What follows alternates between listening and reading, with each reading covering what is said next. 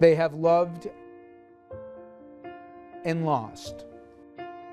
There's a lot of times where I can't put it out of my mind. I mean, it's hard for me walking down the street. They've lost sons, daughters, and those whose smiling faces they'll never see again. It's just the most painful experience that anybody can ever endure. But for some, those tragic deaths have become a call to action as they're making saving lives their life's work. There's some hope that by helping out at checkpoints and other volunteer work I do, that I can make a difference. Tonight on this special presentation, a look at love, loss, and lessons learned. Why a baby or any child on board can lead to unspeakable tragedy when someone drinking or high is behind the wheel. This is Caution, Baby on Board, on a special edition of Richard French Live. I'll save a life.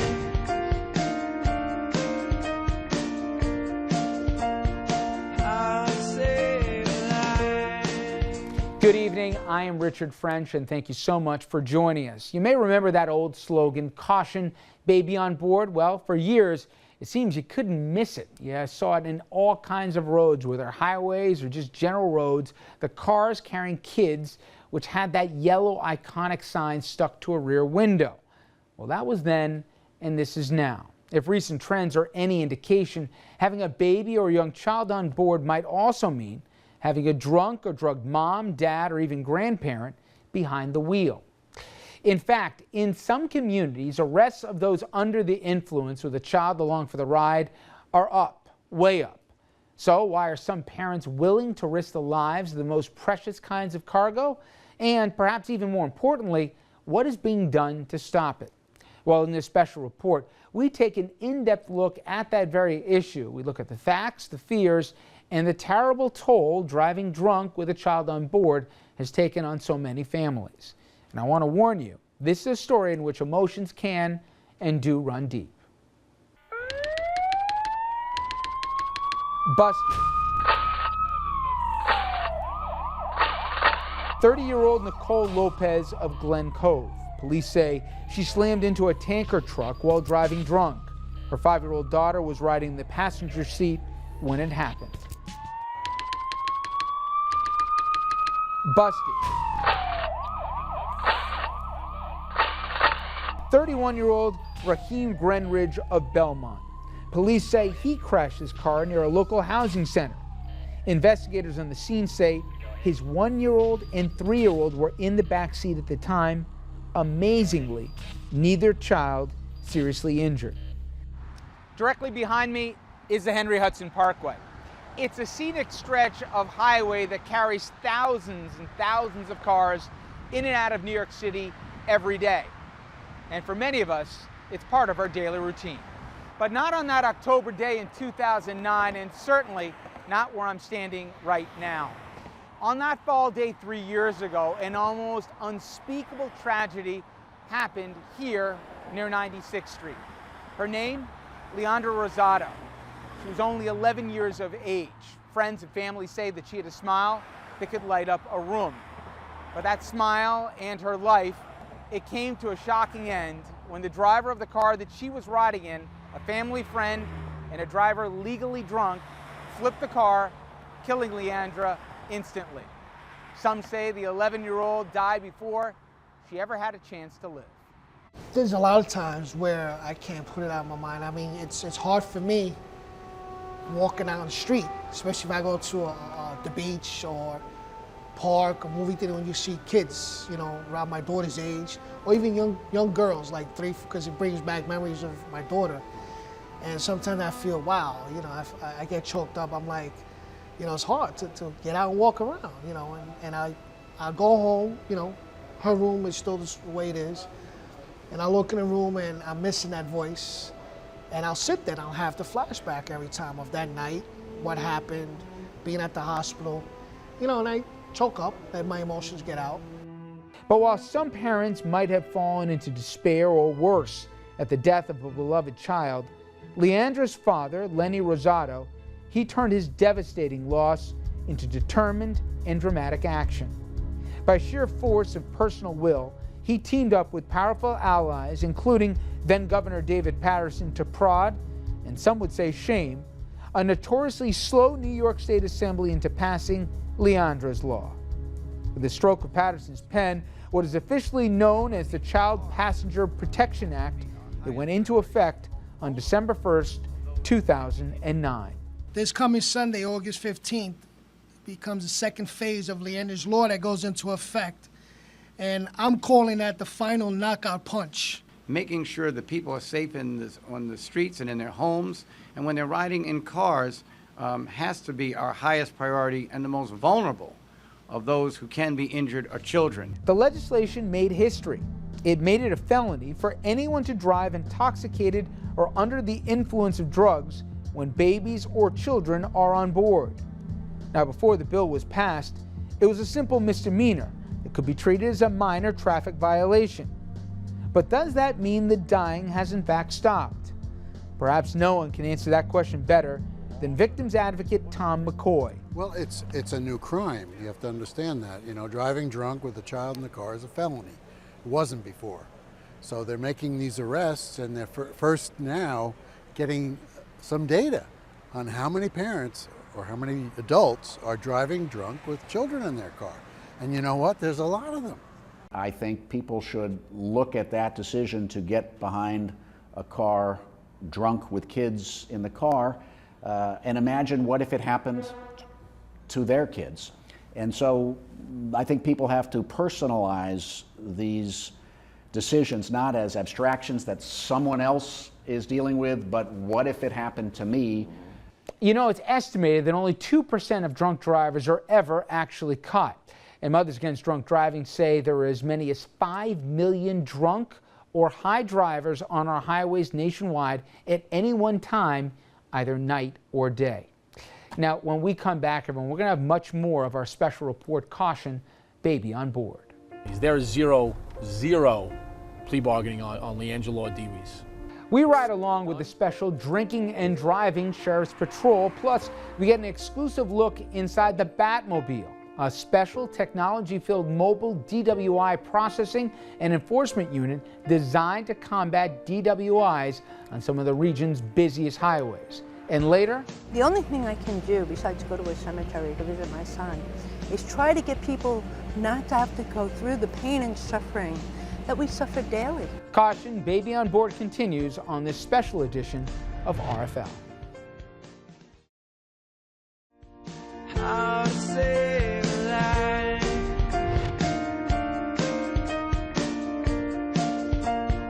I'll save a life.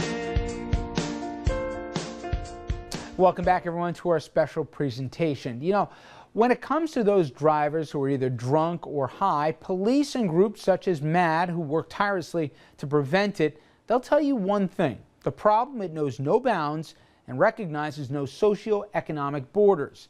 It's an issue which often has tragic results that touches people from every walk of life, and that includes both offenders and victims alike. Busted. 27-year-old Milton Vasquez of Long Island. He was charged under Leandra's Law with driving while intoxicated with a baby on board. In this case, the baby was his own 20-month-old daughter. Busted.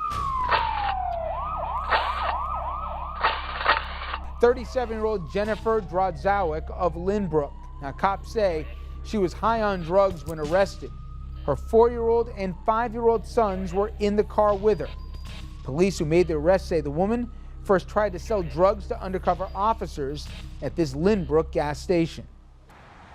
Right along this stretch of the Henry Hudson Parkway where Leandra Rosado died, there still stands a memorial for her. And you know what? For many of us, we've seen these memorials before.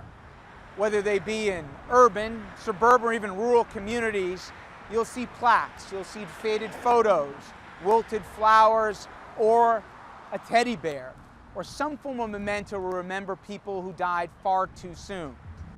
Exact statistics, they're difficult to come by, But we are told that there have been at least 100 Leandra Laws arrests across New York so far just this year. The latest for the year, which statistics are available, 2010, shows 366 arrests with a baby or child under the age of 16 on board. And if one of Long Island's top cops has had his way, those arrests will continue to rise. Seriously. We take this very seriously. Any DWI offense, Leandra's Law, or any other drunk or impaired driving offense, we have zero tolerance for. If you're drinking and driving or taking drugs and driving, we are going to catch you and we are going to arrest you. Deputy Sheriff Chris Bruckmeyer has worn the badge of a Suffolk County lawman for more than 10 years. He backs up his words with actions when it comes to driving while intoxicated, and he has an impressive arsenal at his disposal. This is one of them. It's called the Blood Alcohol Testing Unit, or Batmobile. It's a mobile command center equipped with breath and blood testing equipment, video recording devices, computer workstations, and even something of a portable jail cell to lock up those who fail breath or blood tests. Leandra's Law, which of course is a very important aspect of what we do. It's a terrible thing we have to face, unfortunately, with drinking and driving as it is. Once you accompany that type of activity with children being involved, it makes it even more tragic. So then this allows us, like I said, to have that immediate access, which allows the DA's office to have a better prosecution. But the sheriff's most potent weapon? Specialized DWI patrols. And on this night, we went along with one of them. Right now, it's a Friday night. It's around 8:30 at night, and my goal right now is to get drunk drivers off the road, to observe unsafe lane changes, fail to maintain lane of travel, tailgating, speeding, stop them, determine whether or not they're intoxicated or impaired, and perform the proper tests to determine whether they're intoxicated or impaired, and then to get them off the road so they don't hurt themselves or other people. That's what we're doing right here, right now. It was a sudden lane change that led to this stop. Now watch for yourself what happens next. How you doing, sir? I'm Deputy Colonel with the Sheriff's Office. You all right tonight? Yeah. Anything to drink tonight? No. Nothing at all? No. Take your registration out? You seem to have a difficult time maintaining your lane of travel. Sorry about that. Okay, where you headed tonight? Hi, how are you? Deputy Colonel, it's okay, everything's fine. Is everything okay? You're speeding up, you're slowing down. You on the phone texting? No, honestly. Nothing to drink tonight? No. That's all I care about. No alcohol, no nothing? Okay.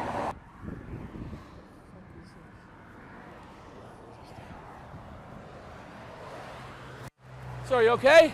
Yes. Okay, you're all over the road. Okay, are you falling asleep on me? Nothing to drink tonight? No. No alcohol? Nothing. In spite of, or perhaps because of its success, Leandra's Law is not without its critics. Defense attorney Matt Freer, he's one of them.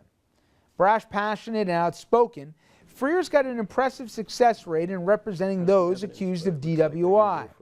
Said another way, more than a few of his clients walk. What is wrong with Leandra's Law is that it happens to be over-inclusive. In a sense, it seeks to protect a certain portion of the population, in this case, children who are affected by DUI. And what you have, though, is individuals who were never intended to be affected by the legislation ultimately wrapped up in it. So you end up with individuals who are, some of which, a first-time DUI offender, who in the instant case may have a child in the car, but ends up causing no accident or injury to that child, and yet is still charged with a felony count. The issue is really one of fairness and equity. In New York, a felony count will trigger certain restrictions and limitations on an individual moving forward, sometimes for the rest of their entire life. Ironically, one of Freer's clients, convicted of speeding doing more than 100 miles an hour down the LIE while high on pot, believes that the law can and does make a difference.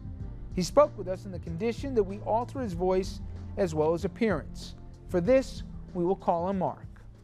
Anyone shouldn't be driving with children under the age of 16, let alone driving with themselves drunk or under the influence. Especially being a felony, it would definitely be a deterrent. While Mark has not had another DWI since his arrest on the Long Island Expressway, repeat offenders, they're nothing new to police. Overall, it's been estimated that 1/3 of all drivers arrested, convicted, or adjudicated from DWI are repeat offenders. When we come back, everyone, we're going to have much more of our special report, Caution, Baby on Board. There's unintended loopholes that defense attorneys have found. Now, some say a loophole in Leandra's law is so big, some of those convicted of DWI with a baby or child on board are driving their way straight through that loophole every day. Plus, we are there at a Long Island sobriety checkpoint late on a busy Friday night, finding out just how many drunk drivers found themselves on the way to jail. We'll also meet some Long Island survivors who lost a child when a car driven by a drunk or high driver became as lethal as a loaded gun. I've gotten old, I've gotten gray. Waiting, but that door never opens. And Jody is gone, and gone forever. Caution, Baby on Board continues on this special edition of RFL. How to save a life.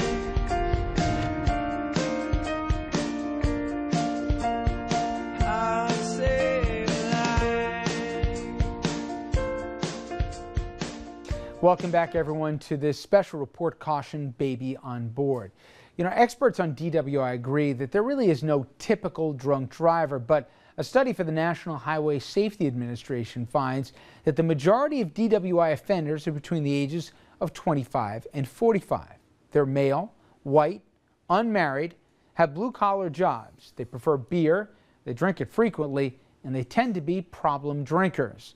Now, they may be a majority, but they are certainly not all.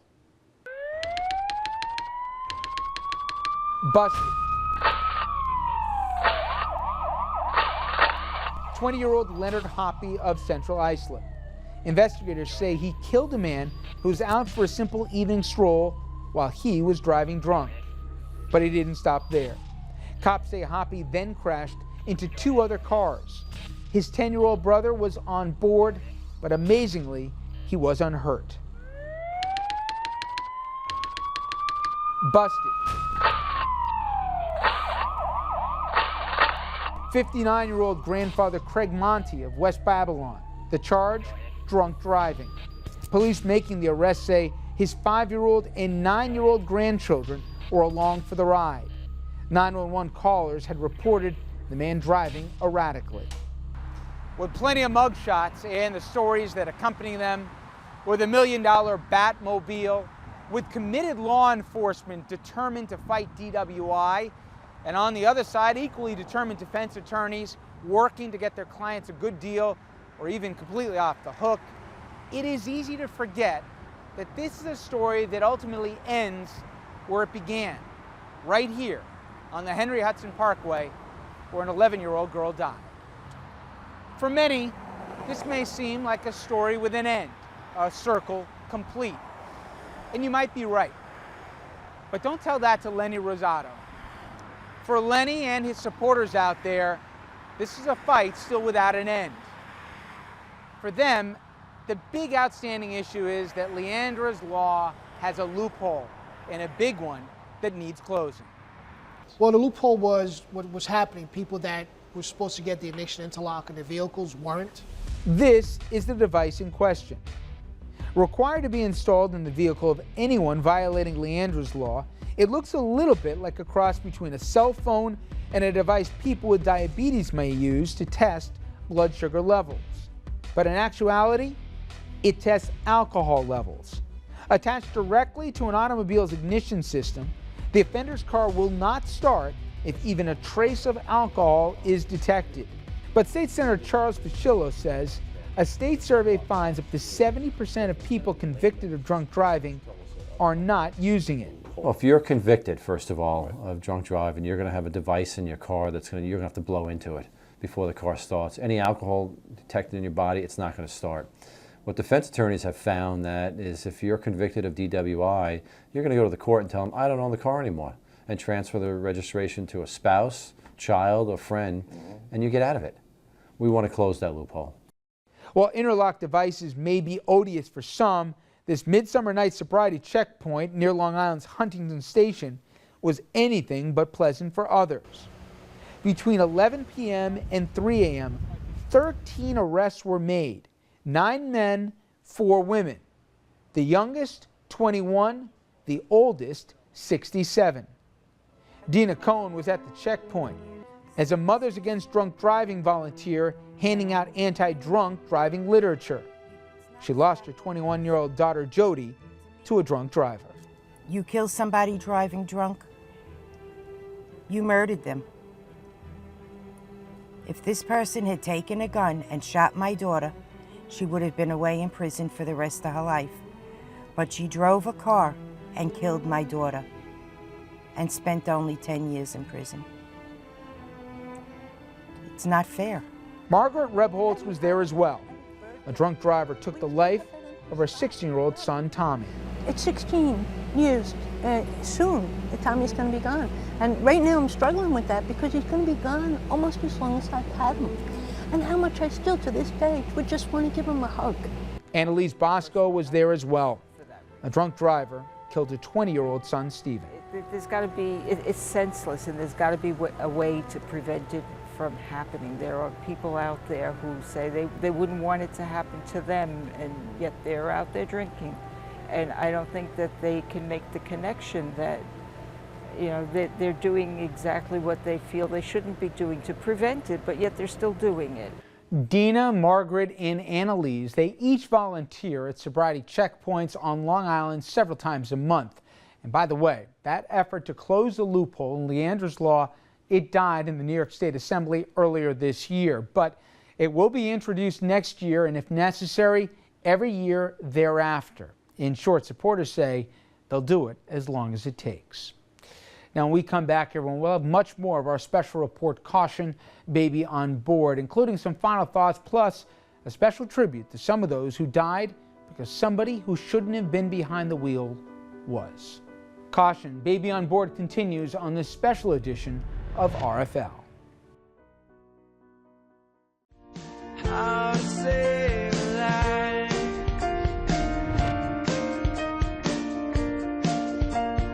I'll save a life.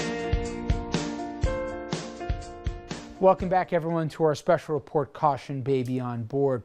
For the past half hour, we've taken a close look at Leandra's law. And along the way, we've heard how the law is working in many cases, hundreds having been charged under its tough anti-DWI provisions, hopefully sending a clear message that police, prosecutors, and people like Lenny Rosado are doing everything they can to save lives. We've also heard about a loophole in the law that still exists, that Leandra's father and many others say want and needs to be closed. But most of all tonight, we've heard some heartbreaking stories about both love and unnecessary loss. And so, as we wrap up this evening's special presentation, we leave you with a look at the faces of some of those who've died on highways across Long Island and beyond, all because someone intoxicated decided to get behind the wheel. Now, each serves as a solemn and a lasting reminder that the cost of these tragedies are simply incalculable. I am Richard French, and thank you so much for joining us.